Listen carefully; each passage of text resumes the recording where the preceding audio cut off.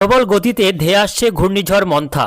আর মাত্র কয়েক ঘন্টা সময়ের অপেক্ষা, তারপরেই উপকূলে আছড়ে পড়তে চলেছে চলতি মরশুমের প্রথম ঘূর্ণিঝড়।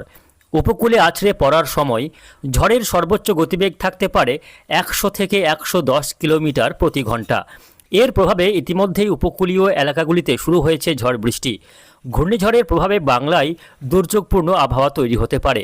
আগামীকাল থেকে বাড়বে বৃষ্টি। ঘূর্ণিঝড়ের প্রভাবে শনিবার পর্যন্ত ঝড় বৃষ্টির সম্ভাবনা। একাধিক জেলায় ভারী থেকে অতি ভারী বৃষ্টির সতর্কবার্তা জারি করল আবহাওয়া দপ্তর। তো আসুন জেনে নেব আজকে 28শে অক্টোবর মঙ্গলবার সারাদিন আবহাওয়া কেমন থাকবে। পাশাপাশি দেখে নেব ঠিক কখন কোন উপকূলে আছড়ে পড়তে চলেছে ঘূর্ণিঝড় মন্থা।